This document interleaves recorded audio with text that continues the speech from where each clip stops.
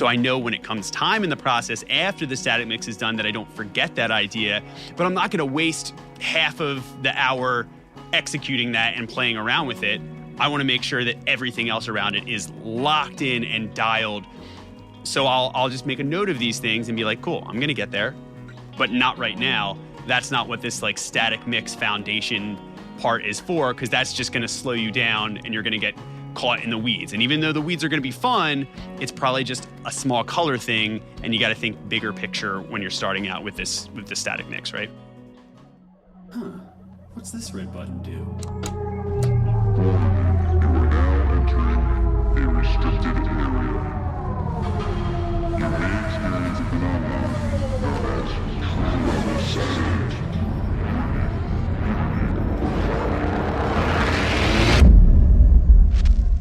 Let's rock.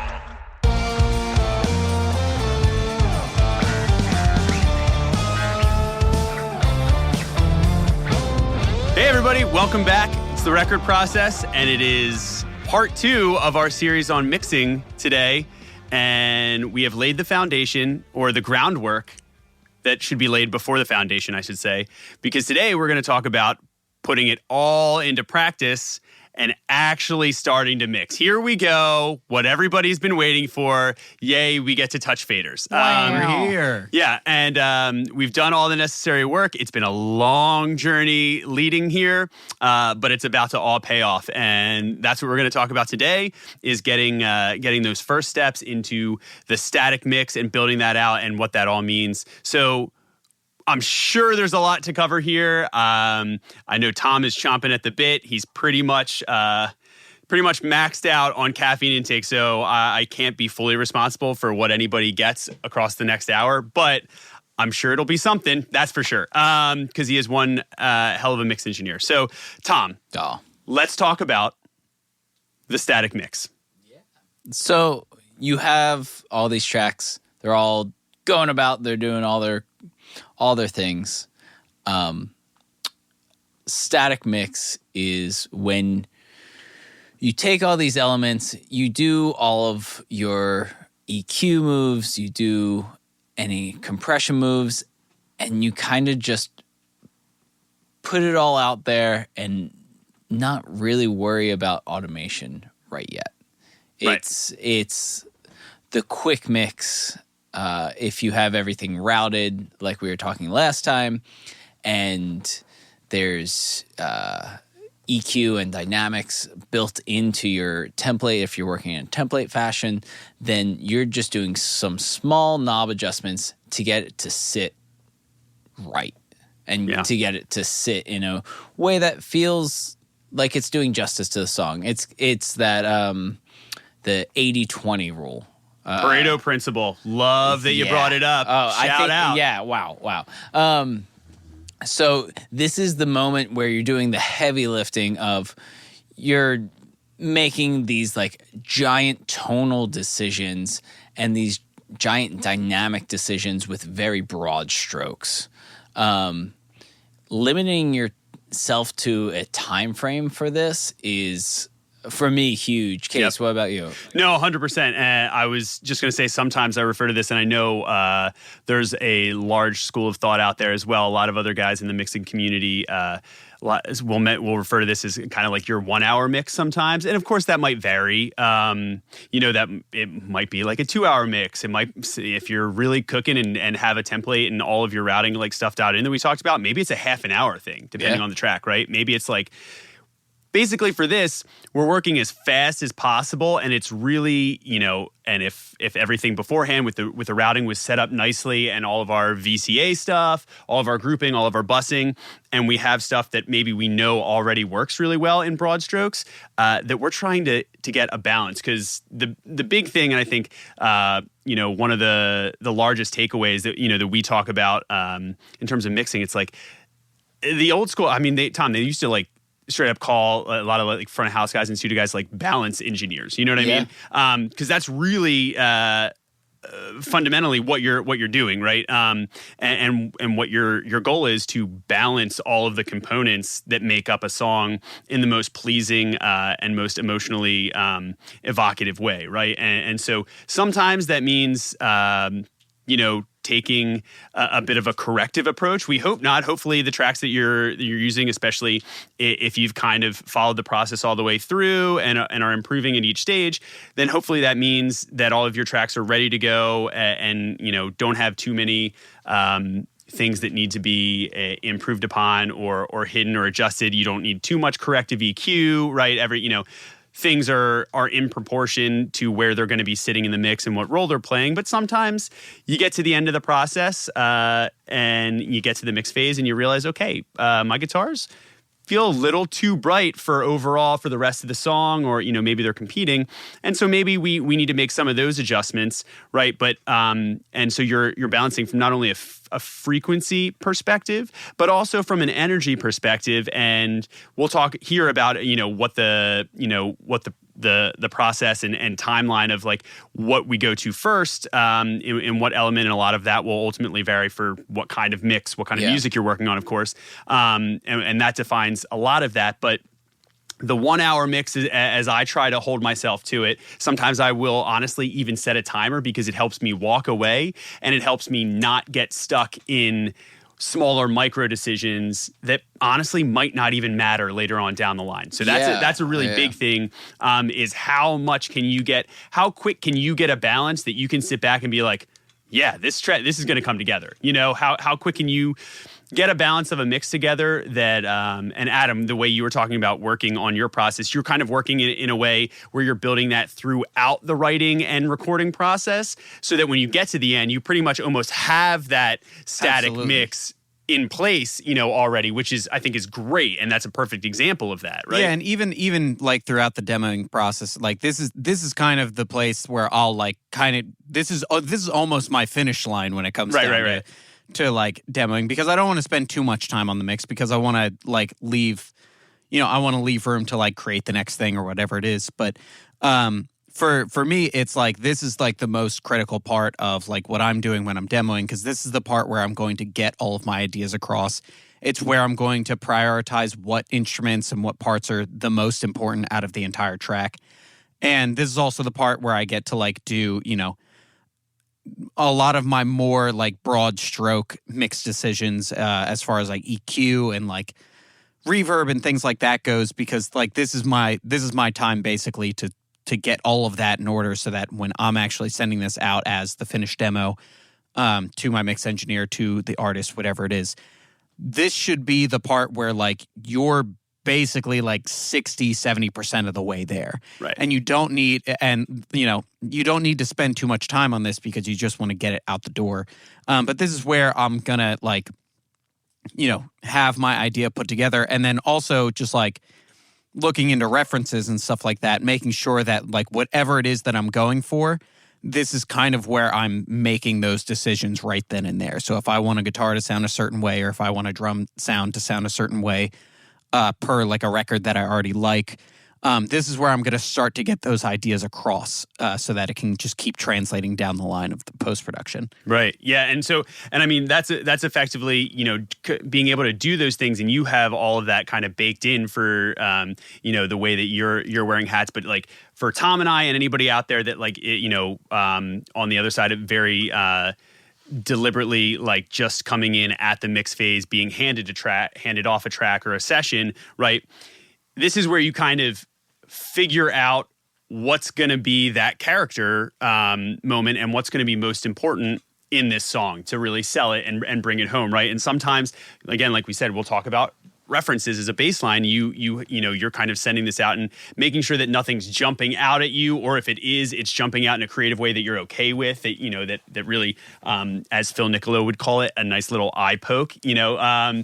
Sometimes those are cool and bring a nice unique energy and almost play like an ear candy roll at times, depending on what imperfection it is. But ultimately, you are throwing all the faders up. And again, this is, if you talk about a lot of old school guys that are mixing on like the old, huge like SSL boards or the Neve boards that, if you're talking about your CLAs or a lot of the modern guys that still have their whole analog chain in their room and are having everything routed and coming in, they'll be the first to tell you that this is the phase where they just they will be sliding all around their board, have everything bust, and they are just putting the track on loop, or maybe even just a section of the track. A lot of guys will just find that like a chorus where the full arrangement, or maybe the loudest point in the song or whatever it is, where the most amount of the elements are in play, and pan and just riding faders, touching them back and forth, pulling stuff in, muting stuff, seeing how it all sits, and just and being able to push things up in real time and know, right, okay, cool, that's a good place. I feel like my drums have a lot of energy and are doing what they need to do in reference to the bass guitar. And again, this is, a lot of people have a different processes, right, of what they start with. I know some guys that straight up start with the vocal and say, then I bring in everything else under it. Some people are just like, hey, the vocal is the most important thing. Why would I start with anything else? Other people, I tend to, depending on the track, if it's a rock thing, I subscribe to the idea that the drums are what are really going to define the space and how large that space that you're in is, if it's a rock mix. So I'll start with those and make sure that they can anchor the rest of my band, right? If it's a pop track, right, Adam? It's like if it's like a real robust low-end kick sample or whatever, it's like that's going to drive the track. So setting that level and as a guide to be like, cool, this is where my threshold lives. And then knowing that everything else that goes on top of it, I'll need X amount of headroom for everything else to be able that I can kind of ride automation and stay in a safe space. But it's making those decisions and playing with it. And I would highly suggest, if you haven't done this from a home studio standpoint, to definitely just set a timer.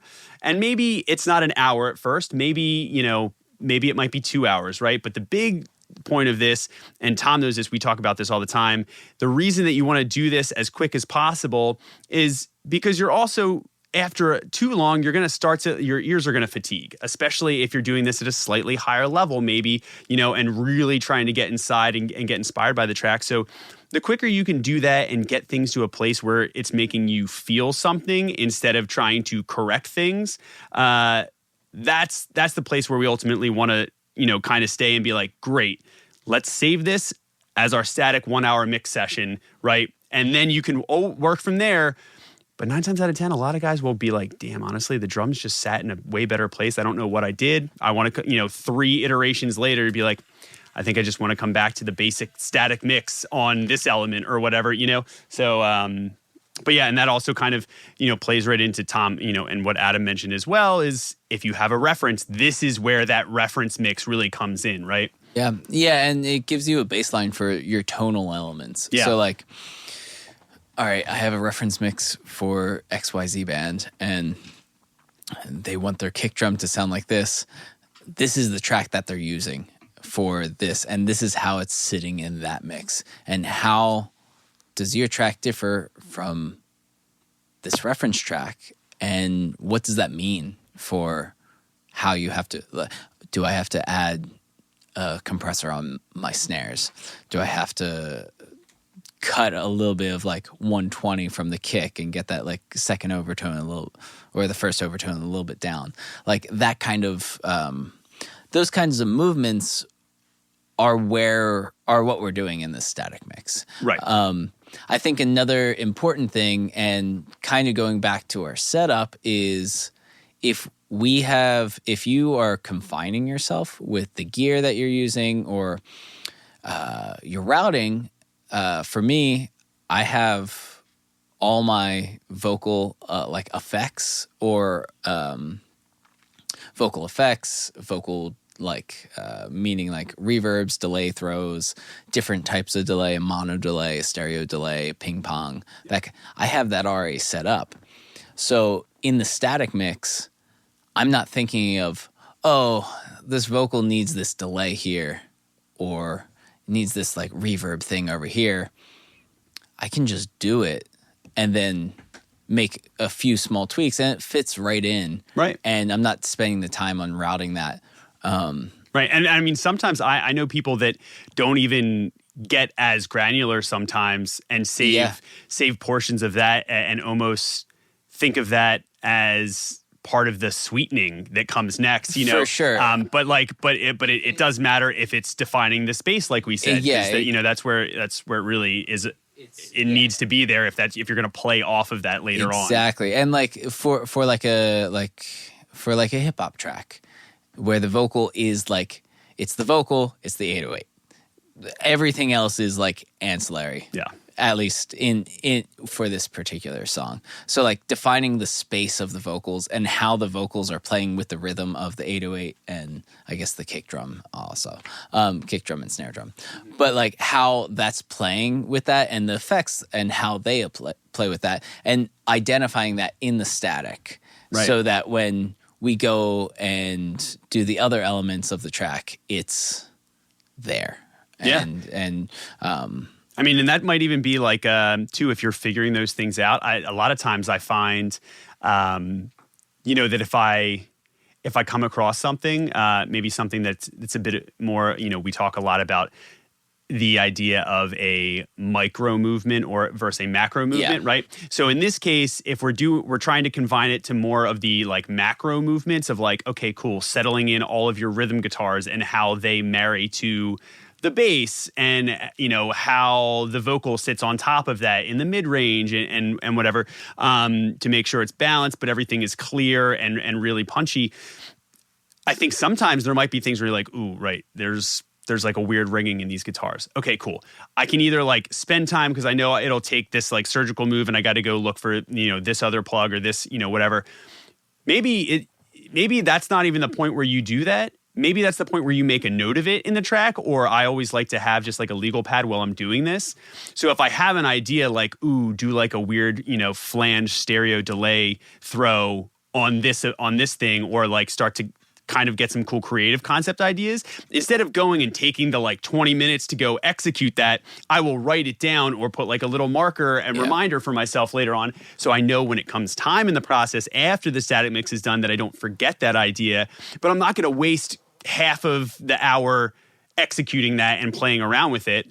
I want to make sure that everything else around it is locked in and dialed.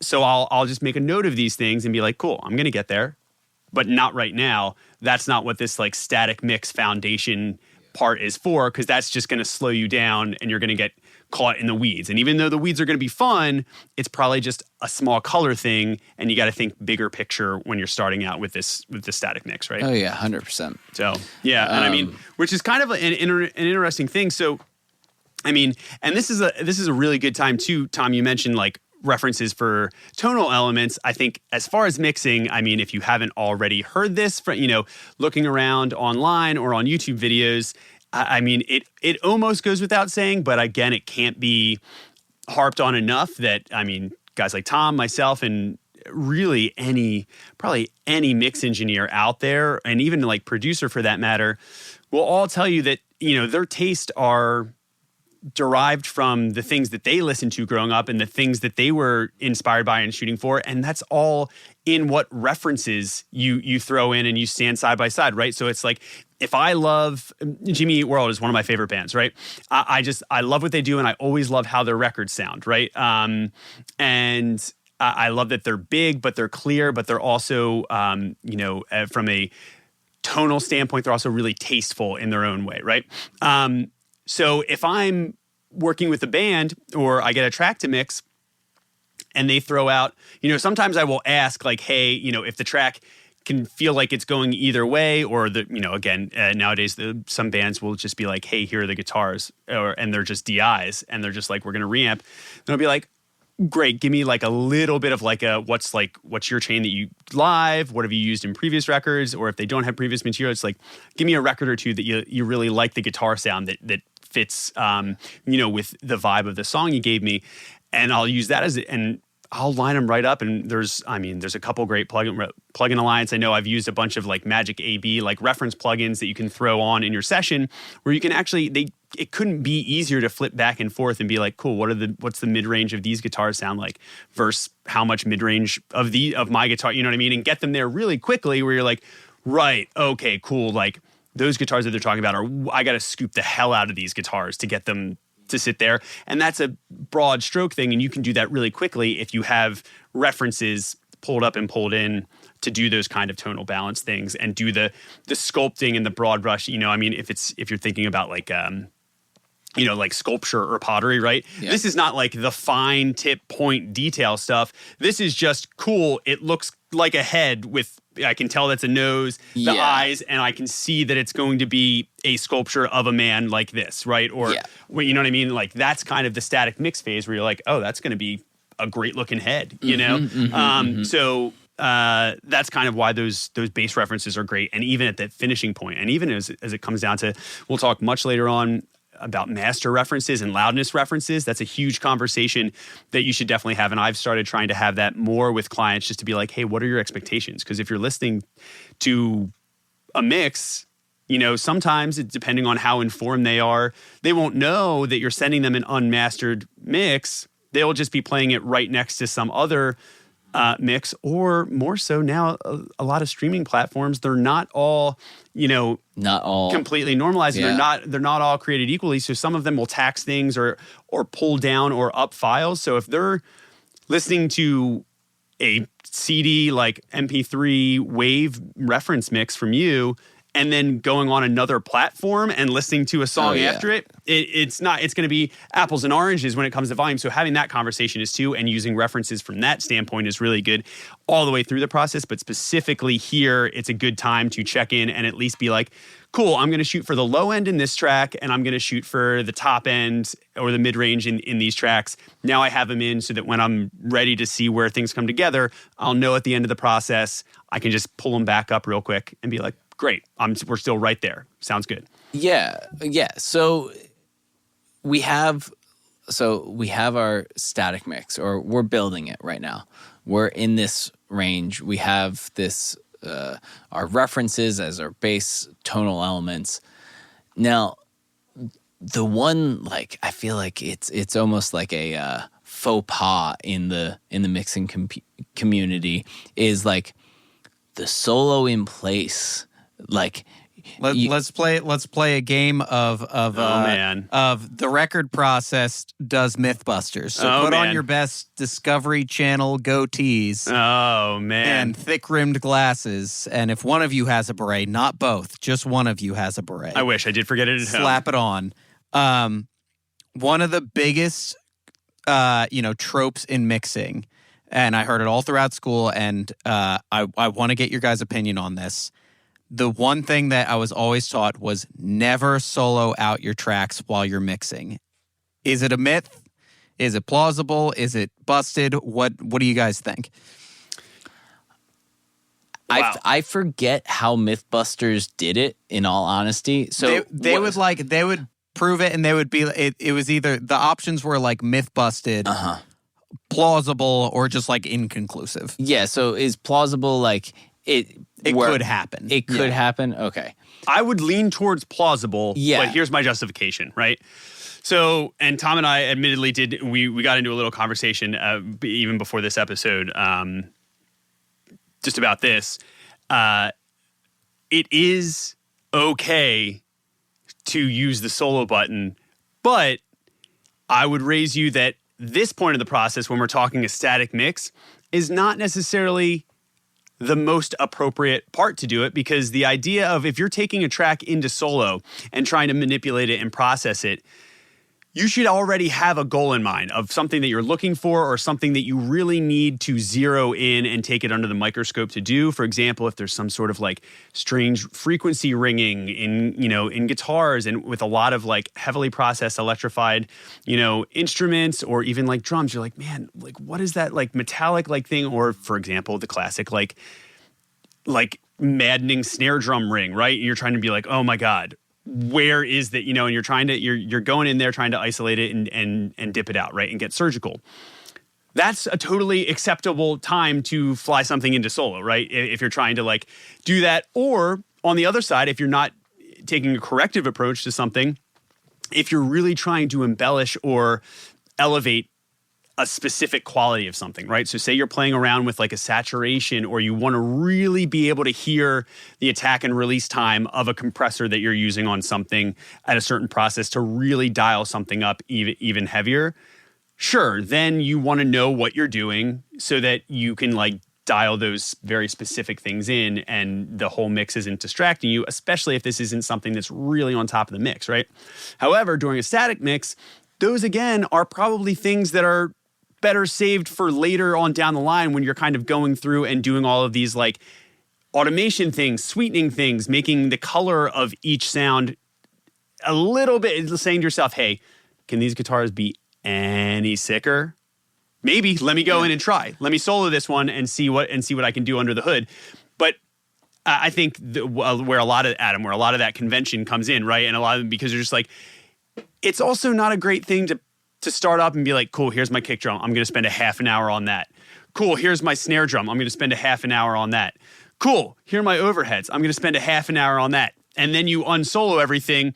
They're all out of phase and they sound like trash, right? That's not a good use of a half an hour on each instrument because you're never going to hear each one of them soloed. And especially with like multi-miking setups, when you're talking about drums, that's kind of the perfect example where it's just like the whole thing should be heard as an instrument because all of those mics are interplaying with each other through phase, through bleed, right? And the way you process them really does matter because even, I mean, Tom, you know this, and some people might, and I have plenty like nightmares where I'm sitting with a kick drum sound and I'm just like boosting low end. I'm just like, whatever. And it's like, and then I pull it out of so I'm like, how I just like boosted all this stuff and it just like, it feels like it went away. Yep. And what I was actually doing was shifting the phase between that and the other mics, and I didn't realize it. And that's why I was like, you keep going round and round in circles, and that's the kind of stuff that you can get into very quickly and can really take you out of the flow of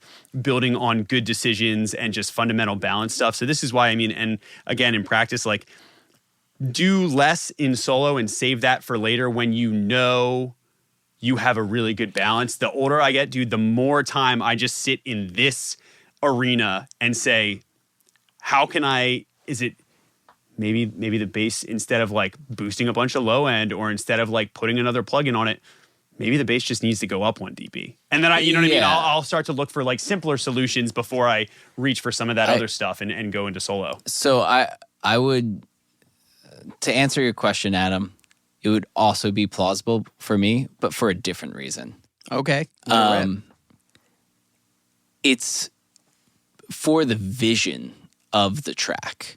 So if you were a freshman in college and you're like, cool, I have this 64 track session, everything's live tracked, and you need to mix it right now. And you have 3 kick drum mics, you have 2 snare drum mics, all that like a whole bunch of stuff. If you don't have a vision for each one of those uses and or each one of those tracks and the uses of those tracks, and not knowing how you want them to sound in your head before actually hearing them, or like hearing the individual elements, but have the reference and have the vision for, this is what my drums are going to sound like. How can I match what's in my head to what I have in front of me? And I got so messed up with that because for me, I was like, I want the sound in my head all the time. And then I hear people say man, it never solo in place. I was like, I already know what I want. I just need to get it there. And I know the moves to get it there. And so they're knowing that oh yeah, I can't do some crazy EQ moves without knowing that I might sacrifice it if it's a full drum kit and I'm trying to do some crazy EQ curves on it. Right. Maybe that's not going to work out the best. Maybe I find a better way to do that. But yeah, so yes and no. Knowing that like everything has to work with itself to suit the song, of course. But I think it's they recommend like not soloing place because it's like visions for sounds and visions for tracks only come with experience and come with like a vision.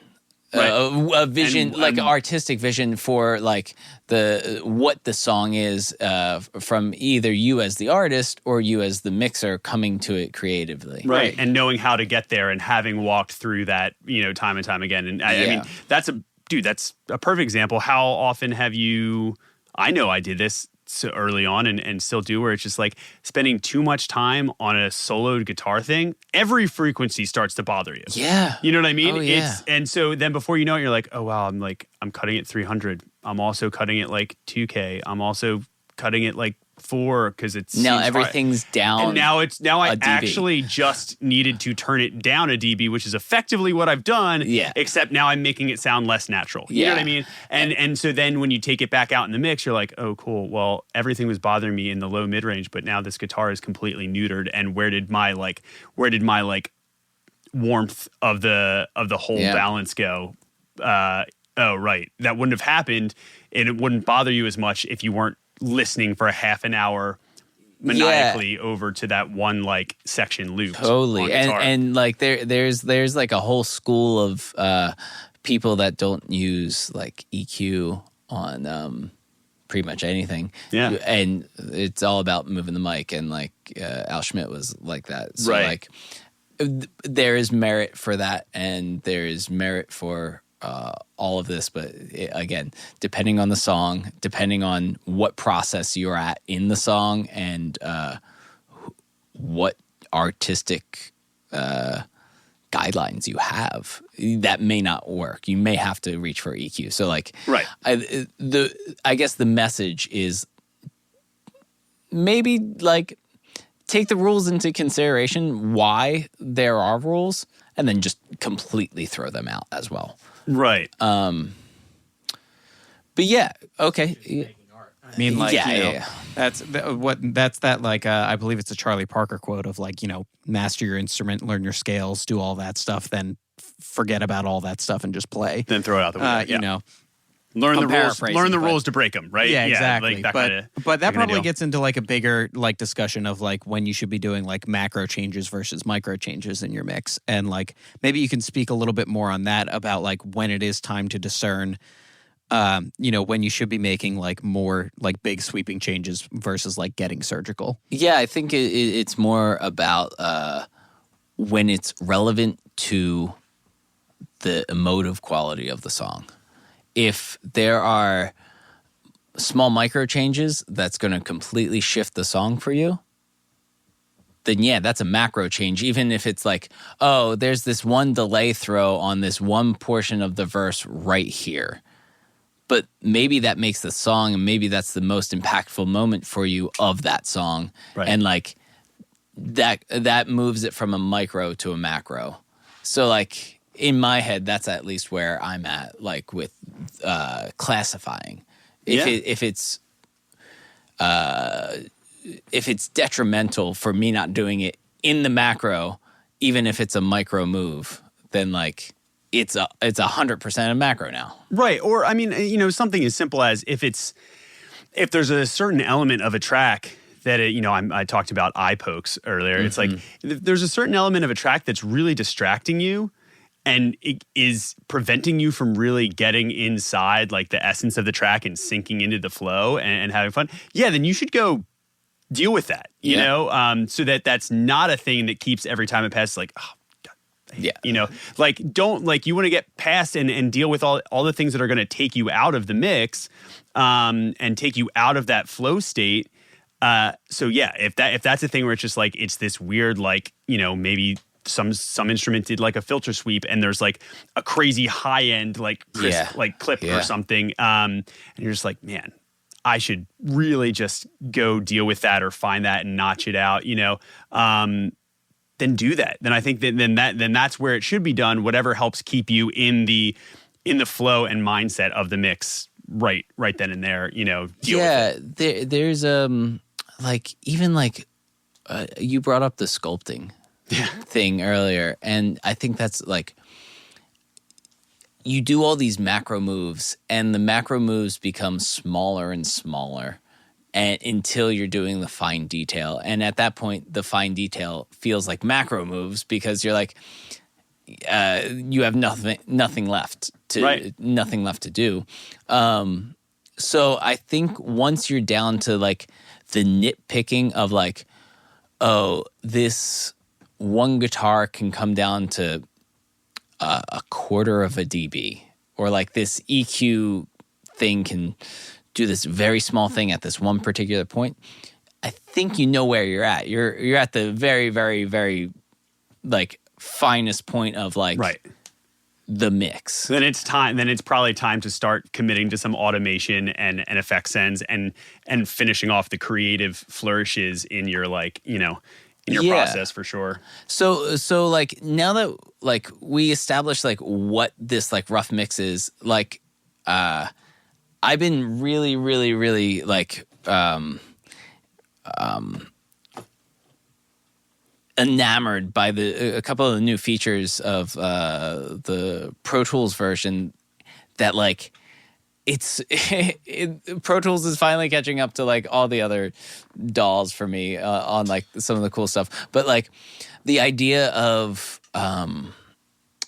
what's called like a spill section with your VCAs. So like in a live mixing console, you'll see like a section of like typically it's 8 VCA faders right in the middle of the console, and that's where you want to live most of the time. Yeah. You don't want to be doing these big moves when you can have the drums on one fader, the bass on the other fader, et cetera, et cetera. But with all these things going on as far as like macro versus micro, using these spill faders and using this the folder feature of Pro Tools and of other DAWs to do the same thing that we're doing with the mix. In Logic, Adam, I'm sure you have plenty of track stacks and and everything baked into a lot of your sessions, right? Yeah, I mean, for the most part, like I'm like when I'm doing this kind of processing, again, I'm doing a lot more of like the macro mixing. So I'm doing like lots of buses and things like that. And I really should do this more often, and I don't because again I get lazy. But building folders for each one of those stacks, and that way everything is organized a little bit like nicer, and everything flowing into one auxiliary, then putting that all together and processing it all at once. And I'll do that. I'll do that a lot of times, especially when I'm looking at more of my like tonal elements, especially like my mid and my high range stuff. Instead of like going through each individual track and putting on a low pass or a high pass filter at like 100 hertz or whatever, because I just don't need any of that sub information. I'm just like going in and I'm putting that stuff like on the aux for each one of those sections, just because it's saving my computer processing power. It's also just saving me time in general, because I know I don't want any of that, and like I don't want that to get in the way of my low end stuff, and other little tricks to like get through all these like larger like things of like same thing with the drums. Even though there is a ton of sub in like the stuff that we're given with samples or in sample packs or whatever that is, like doing some quick sculpting on the full bus of that way, it just like makes my life a lot easier when it comes time to getting this stuff done and putting making sure that particularly my super highs and my super lows are sculpted effectively, and then I'll go in and do more micro adjustments on each individual instrument depending on like what it is that I'm looking to do. So and I mean like especially with the samples, like I feel like samples are like made to be like impressive by like on their own, and then like when that's a good point. I mean, like especially like if you're getting stuff off like Splice, or you're getting like a lot of these like artist sample packs that you're getting. a lot of them, for the most part, and I picked up this piece of info from Kenny Beats, and he's also been doing like a really, really amazing job on Twitch and very educational while also being entertaining. A lot of these sample packs that you're getting, like an engineer already took a couple hours to like make that kick sound a certain way or make that snare sound a certain way.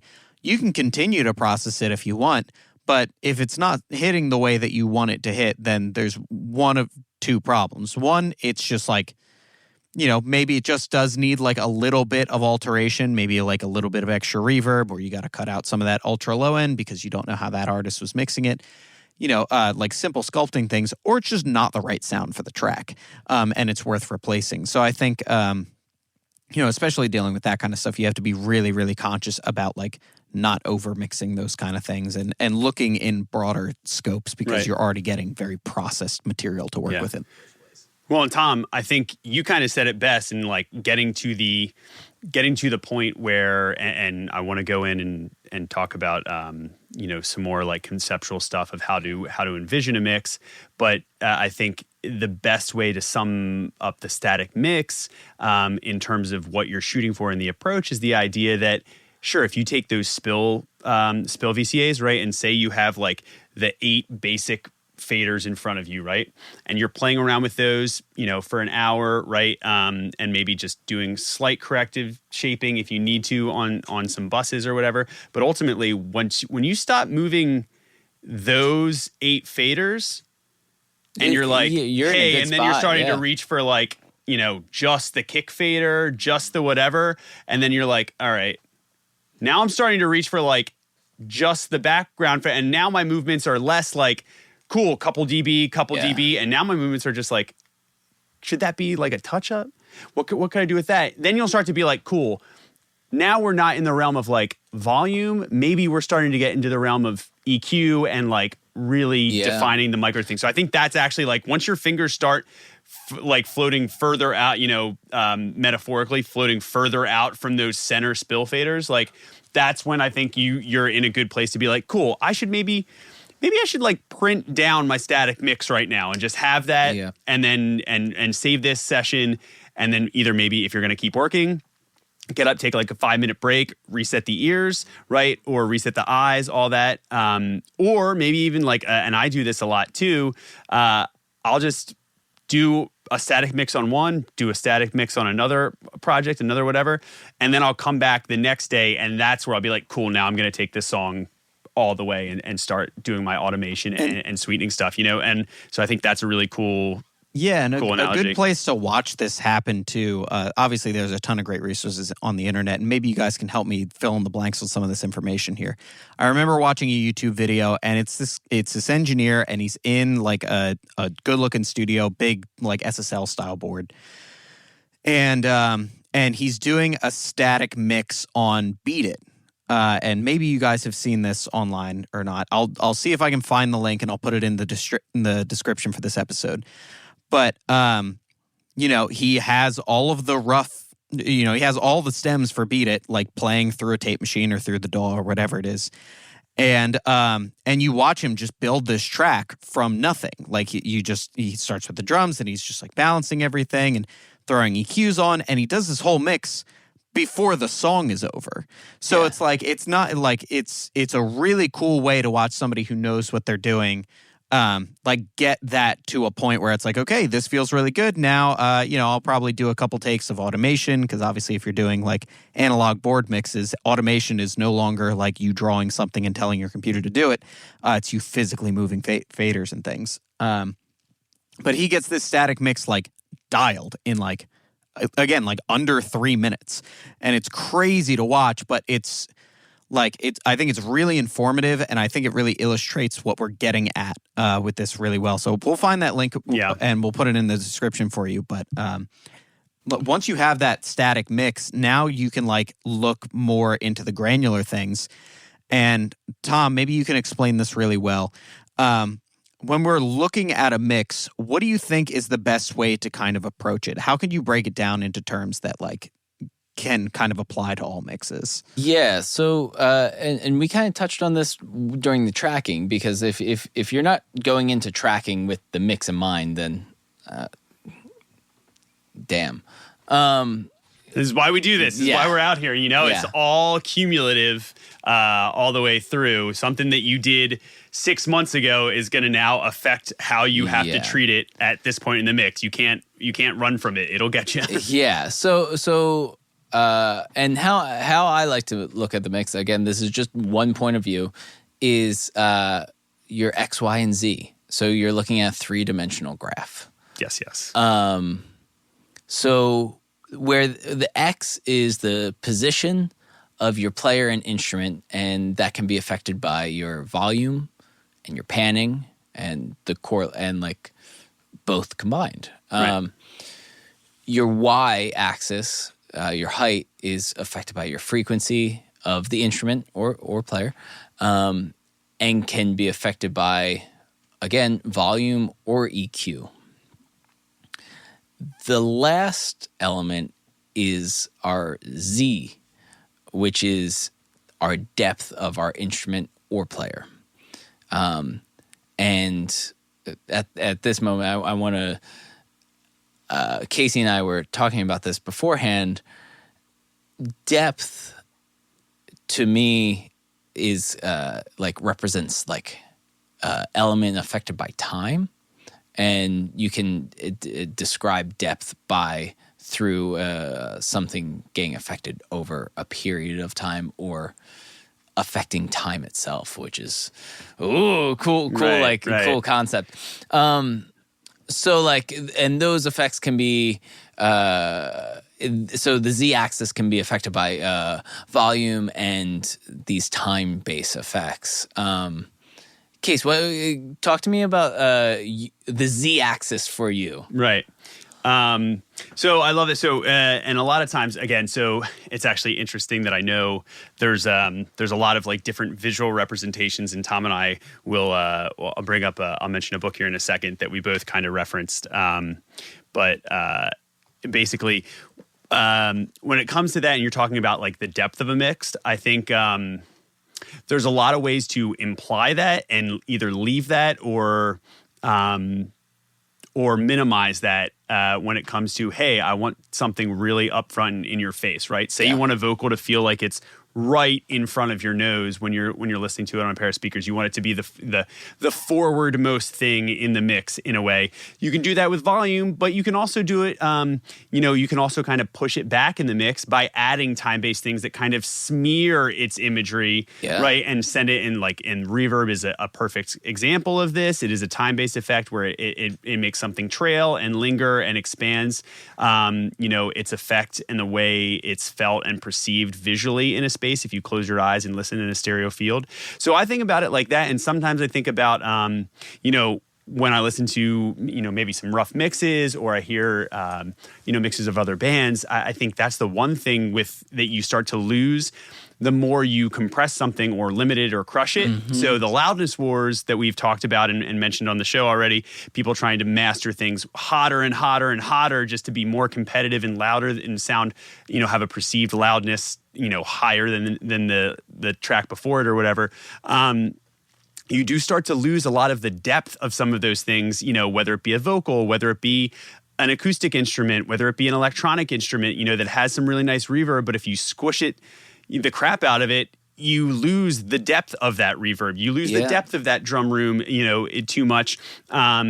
And you start to lose a little bit of it's that detail in that last final Z axis that I think is really kind of the secret sauce. And again, the X axis, talking about how much or little of a source you get in the left or the right side of a stereo field. And then the Y, you talked about frequency, where the human brain, even if you're listening on headphones, something that's much more high-end frequency rich is going to feel like it's sitting higher in the stereo field, whereas low-end stuff, low frequencies tend to travel through the floor, through solid objects much, much faster. Tom and Adam could definitely speak on this in a more scientific matter, I'm sure, so I won't tread too hard on that because I'll probably say something dumb.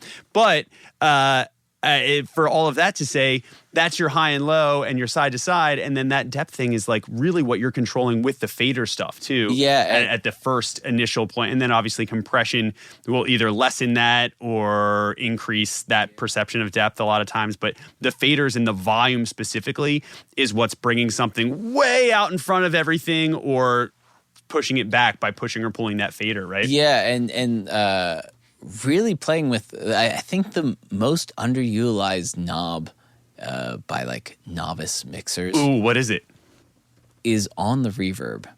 It's the pre-delay. I knew it. I knew he was going to say it. Adam, did you see me? Did you see me? I knew he was going to say it. I saw it, dude. I saw it in your eyes and I felt it in your heart. I think if we roll back the tape, and I think you said it at the same time, that would be an example of double tracking. And that would be. So just saying. I mean, that's honestly also tracking it live though. So that's just well rehearsed. Wow. Really. Wow. We just nailed it live. Look at us. Look at us. But thinking about reverb as this universe into the Z, and then we're now like taking like, all right, think about the room that this reverb is creating.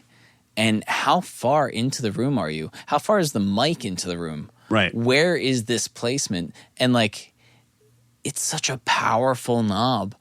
And it, for me, when I see like a mix, or like if I'm getting like a Pro Tools session from a band, and they're like, "Can you mix this?" And I'm sure, great, awesome. I love using their their effects, that kind of stuff, and starting at least there, looking at the reverb, you're like, damn. Right. Yeah. Well, and also, I mean, like, that's just as like a, having found that out the hard way and finally being like, oh, right. Like, I like reverb on my vocals, but they disappear a little bit too much. And I then even the bringing them back up volume-wise doesn't do it. Oh, right. If I increase the pre-delay, I can actually adjust and amplify the effect, but not lose as much of the original source. Yeah. And so you still have a vocal that feels present, that feels very, in person. It has that lusciousness. But has all of the luscious qualities. So the pre-delay stuff, if for anybody that's struggling to like mix vocals, get their vocals to sit in a track, or feels like they're losing their vocals in a track, if you have any time-based effect stuff on it, look at the pre-delay settings and look at what they're doing. Not just the reverb up or down, but look at the actual space that reverb is trying to create and how much of it, and maybe it's swallowing. And we'll talk about too as well. You can start to side chain certain effects, to play with that as well. But that's a little bit more. Extended discussion later on in the mix stuff and kind of finalizing some of those micro movements. But yeah, I mean, and Tom and I were talking about, and we'll link to this as well in the notes, but it's a very old book, and it was like one that I think we have copies lying around, that it's not a wildly overly verbose book, I'll say. But that's a very kind way of saying it's a picture book, essentially. But when you talk about that, you're like, well, what good does a picture book do me? It helps you start to understand and think about the mix decisions and goals that you're trying to go after and what you're really effectively trying to create. And this is why I say so many of the things, and I'm sure people have heard me say this on the podcast already, but I close my eyes and I listen better. When one sense is dulled, another gets heightened. And for me, that is closing my eyes is one of the easiest ways to tune further into a mix, further into the detail, and then specifically try to visualize what I'm hearing or what the perception, what my brain thinks I'm hearing, and by visualizing what that looks like. Yeah. This is why you talk about, it's like, it feels like the vocal's right in your face. If a track has a vocal, like we're talking about a lot of that, like the modern pop stuff, where it's just a vocal and a lot of really crazy ambient swirl pad effects lying around it, right? Then if you close your eyes, it feels like Post Malone is kind of right there, or it feels like Post Malone is at the other side of a gymnasium, right? And playing with that kind of stuff is what a book called The Art of Mixing, A Visual Guide to Recording, Engineering, and Production, which I think I just looked it up, and it can be yours for less than $10 nowadays. And there's some like great ideas, and there's some really good ideas in it, and it's definitely I would say, and Tom and I were joking about this, but like for what it is, it actually had a really great impact on the way I thought about things and thought about production early on and the way I was shooting for different things. So we'll link to that book in the notes. And again, there's a ton of material on the subject out there, plenty of which I'm sure goes much further in depth. But if you haven't really yet started thinking about mixing from a visual perspective and what you're trying to represent and fake out a listener's brain into perceiving, then I think this is a great, really easy way to explain it. And they go through some different genres and common mixes and what the kick drum looks like from a spatial, standpoint. And it almost gives you that goal of like, cool, if I close my eyes, this is what I'm trying to shape this instrument to sound like in the sonic field. Because ultimately you're trying to create like a sense of space, and you're trying to like, you may not be trying to envelop the listener in any specific way, but I think ultimately you're trying to create a sound stage for them for the listener to sort of exist in and perceive your song in. And I think a lot of that has to do with like making quality mix decisions as far as not only spatially, but making quality decisions as far as your frequency range goes. Because now you're looking nowadays you're looking at, musical capabilities of being able to create these like crazy sub things and being able to do crazy high end things like to the thresholds of human hearing. So, and I think most amateur mix engineers like myself will also agree that like mixing your sub low end thing is probably harder than any other part of getting a mix right.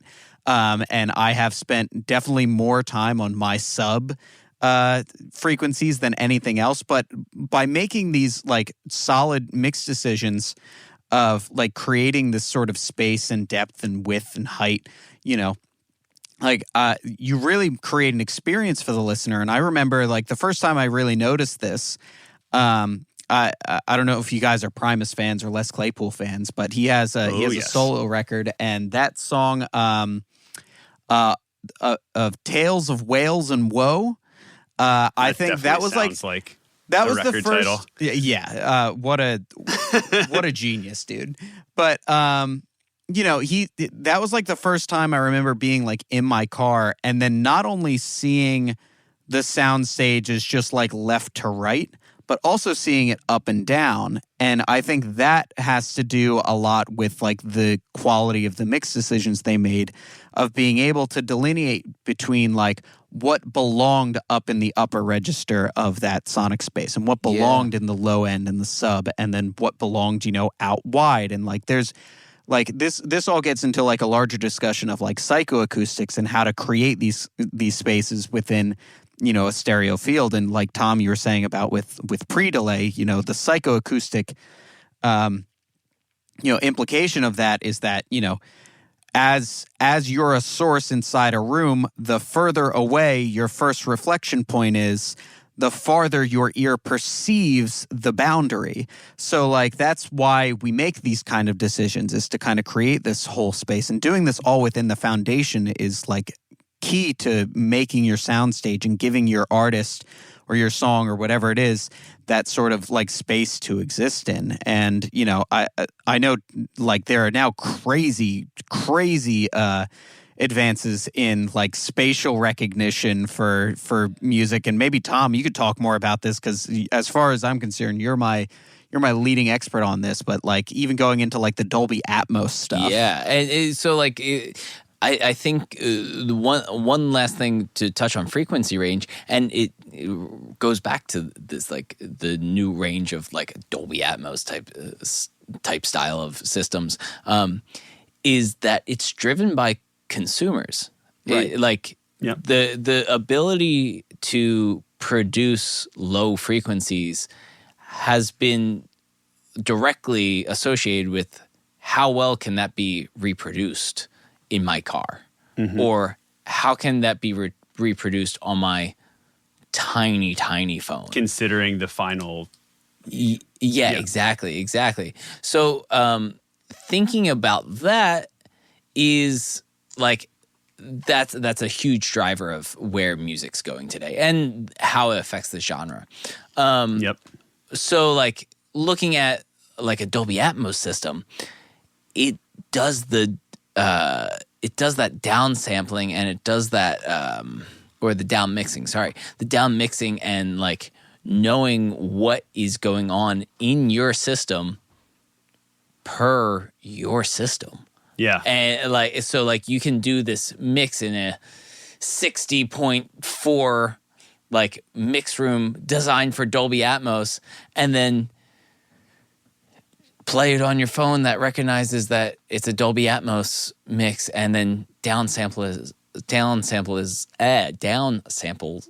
it to just a stereo with no sub. Right. But and like it processes it as such to make it translate. Right. And so we're at this like weird junction of like how much mixing, like where does it end? Where does it begin? Well, and to your point too, you know, especially like doing a lot of the pop stuff, and I've done some hip hop tracks as well, where like, you know, I'm basing decisions on how I'm going to mix things based on how they're going to be consumed. So like, especially when you're talking about pop and hip hop and things like that, you know, you've got all these crazy sub frequencies, but for the most part, people are going to listen to that out of like their car, which like you do have a shot of getting that stuff through. But B, you're mostly looking at laptop speakers and cell phones. So like something that I'll do, and Tom, I credit you for this decision, is like I'll do a parallel bus for my 808 or whatever it is, my bass, that is like a distorted version of that to give me more mid-range so that that bass note can speak through on smaller speakers. And like I think that's a really critical point on making like very mature mix decisions of making something translate, especially because like, you know, a master will save you a lot of times when it comes to listening on different mediums. But if you don't get those decisions right out of the gate, you're going to like ultimately shoot yourself in the foot. And maybe one of your favorite bits of like that super low end thing or that super high end thing or that cool thing that you buried in the background isn't going to translate on most mediums because it's not as detailed as the system that you're listening on. Right. But, so considering your audience is definitely a huge decision on you know, a huge influence on your mix decisions. Right. I mean, and that kind of floats right into the last little bit about you know, in terms of like defining your initial mix approach that you're taking with the track, you know, and what the foundation is going to be and what it will require. And, you know, not only will it be like, so if it's pop, you know, you're talking about like the 808 and like the drum programming foundation, right? But you're also talking the vocal, of course, and deciding how to put that vocal into focus or take it out of focus. And are all those depth-related decisions a lot of times too, but as well as frequency-related. You know, you hear a lot of the time we talk about this all the time, like that, you know, like a low-pass filter sweep over something that is a really interesting way of taking an element and, you know, de-highlighting it almost, or saving a bit of excitement about it, you know, and relating it in a different way. So, you know, that's the biggest thing is figuring out how and where that focus is going to be, and then picking up certain techniques along the way, whether it be compression or limiting or EQ moves or volume moves to bring it into focus, bring it out of focus real quick. And that goes right in line as well with like the main rhythmic foundation, because ultimately you want people to react to music, and what's going to bring that. If your whole goal is it's a dance track and you want to make people move on the dance floor, then that better be goal number one of the mix, right? And you can be like, cool, I got to spend time. Most of my time should be getting this programmed drum set to rip, you know what I mean, to just like kick, and that's probably where. And then if it's a vocal, sure, then the vocal is probably next, and everything else fills in the mid range nicely and balanced, you know, and it's just maybe playing the ear candy decoration role. But I think thinking about it like that and deciding which genre and which instruments are just going to be the additional bit of, you know, mid-range content or additional bit of excitement and harmonic movement, so to speak. Yeah. That fill in the rest of the track and the rest of the substance. That's really just decide that right at the top, and you should be able to kind of get a vibe for that and start to know that pretty quick by just pressing play on the raw tracks once you get them in and routed, right? And or maybe you decide that even before you finish your routing, and you're like, cool, I'm gonna need to spend more time, so I should route this in a way that allows me even more control. Exactly. From this standpoint. Yeah. And I think that's really the most effective way of making the static mix and this like kind of 1 hour mix, and the whole idea of, getting 80% of the work you need to do and 80% of what your mix will be and need to stand knocked out in the first, 20% of the process from a mix standpoint. And then once you have all that decided, it's time to really like bring it home, so to speak, and start bringing the track alive. You know what I mean? Let's run with that and let's build this house, bringing it home. Well, we're bringing it. Yeah. I going for a bit. Wanted to preface this that like this changes per song, per genre, per person, and is just one example of doing it. But we figured it might be helpful to break out like one way to build a house. So like, first things first, we're going to lay a foundation. We're laying down, at least for me, we're establishing the main rhythms.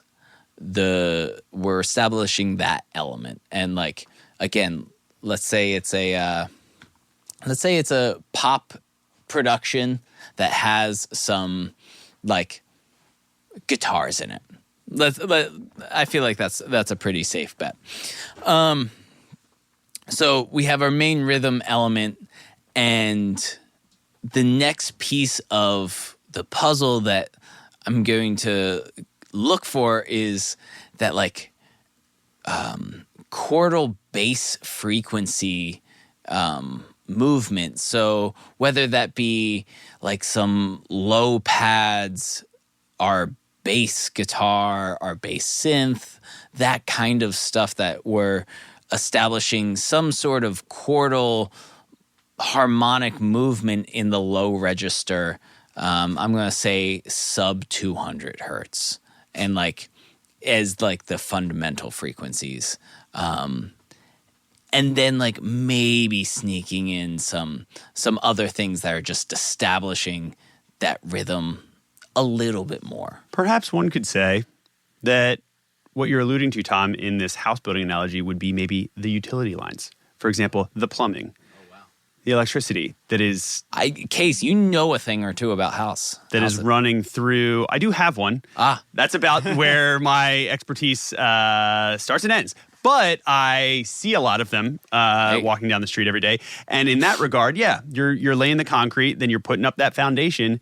And then the rest of that like harmonic foundation that starts to give you the key of the song, starts to give you those elements, starts to bring out the emotion and that tonal quality is really like kind of starts to be the moving emotive like what makes a house kind of come alive once it's like tied into a water line and has electricity, things like that. And like it brings it back to like the Adam, you brought this up like a while ago now in one of the first episodes about the bass being the one of the more important instruments of the song. Full disclosure, he is a bass player. Yeah. I am a bass player, so I'm biased, but I do believe that the bass has the most power in any song, really, of modern pop ilk, be it rock, be it pop, whatever it is, hip hop.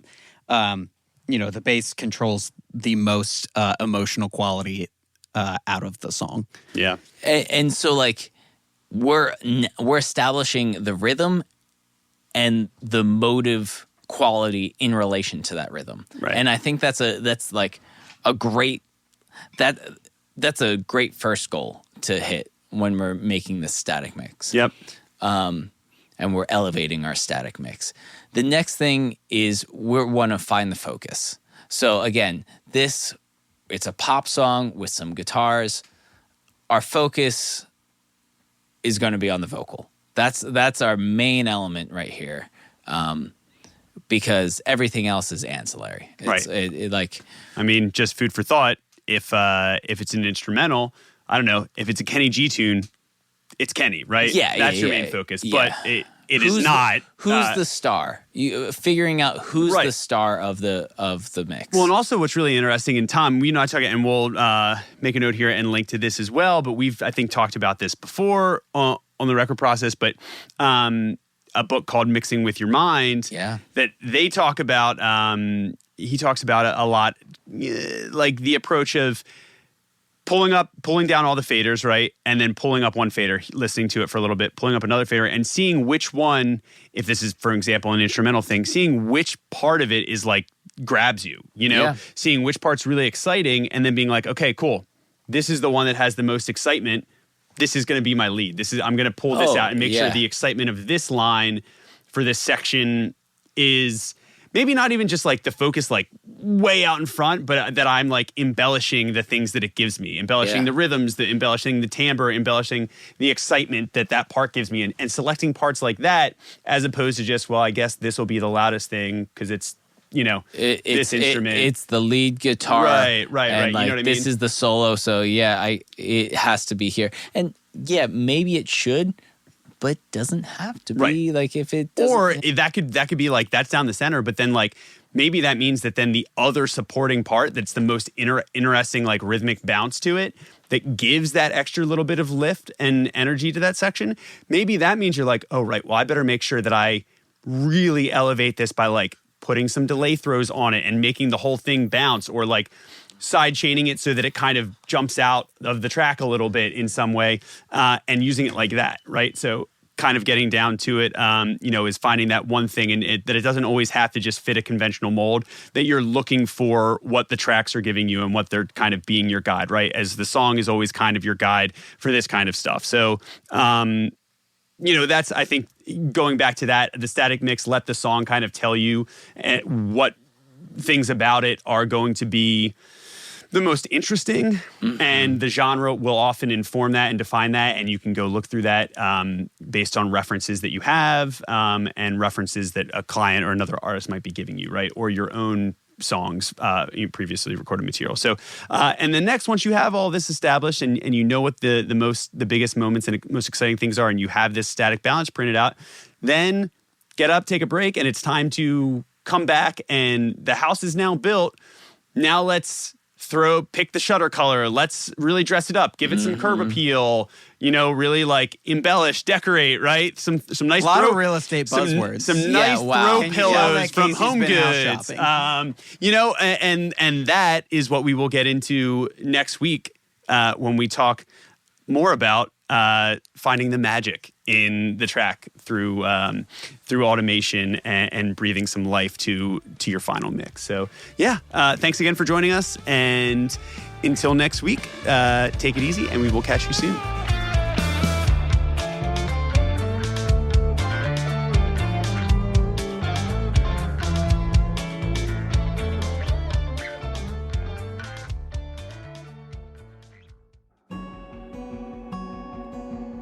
Hey everybody, I just wanted to thank you again for hanging out with us this week.